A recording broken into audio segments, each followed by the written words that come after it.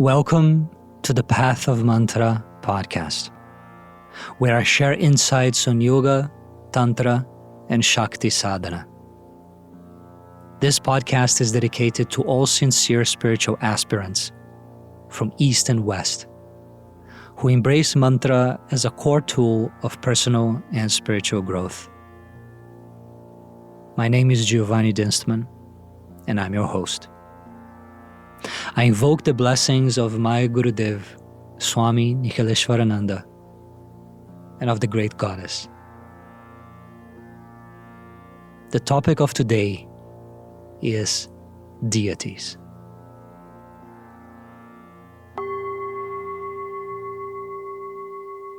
The scriptures on mantra declare that every mantra is associated with a deity. And so that may be the first roadblock that a beginner aspirant may face. I thought I was just repeating some sacred sounds that create a resonance within my body and mind and produce a certain change.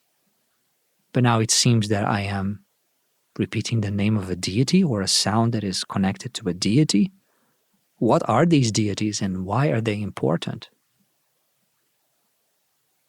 The way that mantra is typically explained for Western audience, that is just a sound vibration that creates a certain change in our body and mind, which are made of vibration. That's not false, but it's a beginner's level explanation that allows you to start exploring the path without needing to go through certain resistances. It allows you to get your feet wet.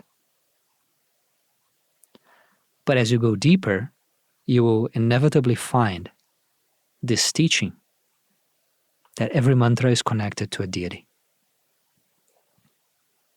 And if you come from a Christian, Muslim, or Jewish tradition, any of the Abrahamic religions, you may resist that idea. I was always taught that there is only one God, and that's what the prophet in our religion taught. And that's the main thing that they went against, paganism, polytheism. And now I'm doing mantra and I don't know where to fit that. Mantra is a science, is a spiritual science. It is practiced not only by Hindus, but also by Christians, Muslims, the Sufis, and different traditions. And there's a difference between religion and spirituality. Religion is more dogmatic. Spirituality is less so. It's more experimental. Mantra is more of a spiritual science. Yes, there are certain axioms of this science. There are certain beliefs that you're invited to hold or to allow space for as you explore this path. And you can leave them there without fully believing or disbelieving. And play and continue and see how things evolve. Of course, I've also said in the beginning episodes that one of the requirements for you to have full success with a mantra is that you have faith in the deity. And so we have this dilemma. What are the deities and can I accept them in my worldview, in my spiritual view?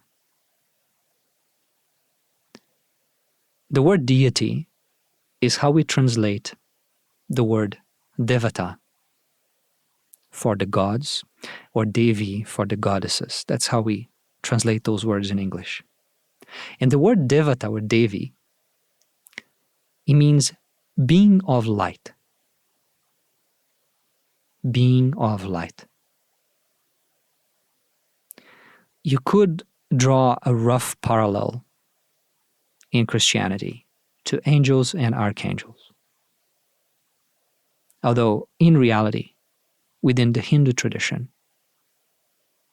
they are more powerful and more essential than angels and archangels. You could look at the deities as different universal forces, as cosmic energies. But they are not just energy in an impersonal, mechanistic way like gravity or electricity. They are alive. They are conscious. They are entities. Just like in this physical world, there are all sorts of beings. There are plants, animals, and humans. And within the human race, there are many sorts of people of all different levels of development, all with different names, with different faces, with different roles in society, with different qualities, with different powers, so to speak. Likewise, in the invisible world, according to the Vedas, according to the tradition, the universe is composed of 14 lokas. We can translate that as 14 worlds, realms, or planes of existence. There are 7 descending ones and 7 ascending ones. The earth is the first of the 7 ascending ones. Now, the other 6 worlds above us, they are not perceivable by our 5 senses. And so far, they are not measurable by the instruments that we created in this physical world using our 5 senses. And each of these superior worlds has different inhabitants. There are different beings that live in these worlds. And they're not made of matter, they're made of energy, they're made of light. The upper we go, more towards the higher worlds, the more ethereal, the more light-based these beings are. And so there are some mantras that you repeat, and it's just about the vibration of that mantra that can create a certain energy, can put certain forces into motion in your body, mind, and in your surroundings. But typically, when you are chanting a particular mantra, you are connected to the deity that presides over that mantra. So if there's a particular obstacle in your life, external or internal in your mind, and you want help, spiritual help to overcome that obstacle, you may use, for example, one of the mantras of Ganesha. And when you're repeating the mantra of Ganesha, let's say the most well-known one, Om Gam Ganapataye Namaha, you are calling upon that being, that intelligence, that energy, that being of light. You're calling upon it for help. And then, of course, if you don't believe that that being exists, it will be very unlikely that that being will receive the message. Or if it does receive the message, it's unlikely to feel moved by your message to the point that it wants to lift a finger for you. So why do we call upon these deities, these beings of light, instead of just praying for the Creator? Imagine that you work in a big company and you're having trouble executing a particular task in your project. Would you call the CEO, or would you speak to your immediate manager? If you need a vacation, if you need a raise, if you want to move to another department in the company, you would not call the CEO. You wouldn't even be able to reach him or her. You would talk to your immediate managers, perhaps a level or 2 above. So that's one of the ideas in the path of mantra, that we connect ourselves to beings of light, that they are closer to our reality, they are less limitless, less impersonal than the Creator, and therefore they are easier to contact. The Creator is involved in cosmic tasks. It's not micromanaging creation. Within the Hindu tradition, they don't even worship the Creator much. And they see the Creator under three functions of Brahma, Vishnu, and Shiva, and their feminine counterparts, Saraswati, Lakshmi, and Kali or Durga.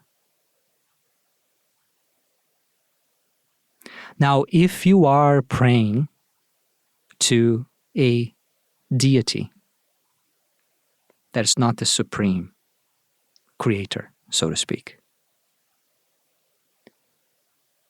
you will get closer to the intelligence, the purity, the power, the virtue of that deity. And that deity is just a step away from the Creator. What the ancient sages, masters, and yogis of India discovered is that it's more fruitful to worship the deities than to worship directly the Supreme Reality or the Creator of the world. It's a more accelerated path. And that's why in the Hindu traditions, there is the concept of Ishta Devata. And that means your favorite deity. Your favorite deity. The deities are different names and forms, different beings. You can look upon them as different clothings for the Supreme. If your spiritual practice goes perfect over time, you will align yourself completely to that deity. And that deity is aligned, is an expression of the Supreme. But working with the deity is more efficient. It's a more accelerated path than trying to worship and connect to the Supreme. It is said in the Bhagavad Gita and many other texts that it's easier to worship God with name and form than the nameless and formless. I personally resisted this idea for many years. I thought that the idea of worshiping particular gods and goddesses was ridiculous. I felt no attraction to that for many years in my spiritual path. I was following the path of Advaita Vedanta, the non-dual. But even in the beginning of my yoga path and tantra path, I found that idea strange. When I went to India and I visited temples and I saw people making offerings to statues, stones, paintings, etc., I found that ridiculous. In my mind at that time, I could not understand, I could not connect. It took me years to understand. And what I know now, I didn't know then. And the goal of this particular episode is to help you be more open to the idea of deities, to build understanding. Look upon the different deities as proxies for the Supreme Reality. Just like in the ancient world, there was the saying that all paths lead to Rome. All deities lead to the same Supreme Reality, the same Godhead. And then the question arises, how do I choose or how do I find my Ishta Devata? There are different approaches to this. Some people say only your spiritual master, who is familiar with all these deities and who knows you well, through his intuition and wisdom, he or her can tell you which would be the best deity for you. That's not the approach I have taken, but that's a way. Another way is astrology. A skillful Vedic astrologer, looking at your chart, can tell you a few deities that would be good for you to worship. Some of them will tell you that astrology tells you exactly which deity to worship, that it's more prescriptive. I don't see it exactly like that, but it does give you powerful hints. And instead of thinking of a million different deities and how do I even begin exploring, an astrologer looking at your chart might give you 4 or 5 deities that would be beneficial for you, that you will connect to more easily. And then you can begin reading, exploring, meditating, doing their mantras, and see what resonates. The third approach, which is the one I took, is about experimentation. I did practices of many different deities. And depending on how I felt during and after, and the effects of that practice, I could see which deity I can connect with more easily. My guru Narayan Dutt Shrimali, also known as Swami Nikhileshwarananda, said that not all deities will be equally beneficial to all people. Not all mantras will bear fruit for all people. You have to find, and there are rules that will help you. Astrology can give you some hints. And then there are people who already know intuitively, without needing to check with astrology or talk with a guru or experiment with many different mantras. They just know. Maybe if they are of Indian origin, they are born in a family that worships Hanuman for many generations, and then they will pray to Hanuman and feel a connection, and that energy is already there attached to the family.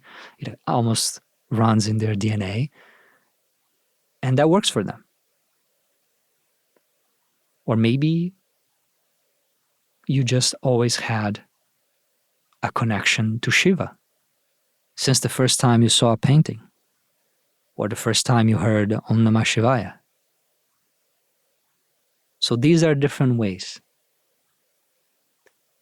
Don't be in a hurry to find what deity connects with you the most. It took me a few years to find which one connects for me the most. Initially, I was working with one particular goddess, and then after that, I shifted to another goddess. And now I find that this is it. So just know that if you try one thing and it doesn't work, doesn't mean that this is not for you. Try a different approach. Try a different entity, a different mantra. If you are part of a tradition that gives you a particular path, then follow that or discuss that with your teacher or master. Discovering your heartfelt deity, your beloved deity, your favorite deity. These are different ways of translating the term Ishta Devata. Discovering your personal deity is a journey. But once you find that connection, something really begins to change for you. You are now no longer alone. You feel that you have an ally that is incredibly more powerful, pure, elevated, and wise than you. And then your journey through the path of mantra becomes about continuously aligning yourself to that deity, embodying the qualities, the spirit, the light of that deity in your life. From this point onward, your path is accelerated. Jai Mataji.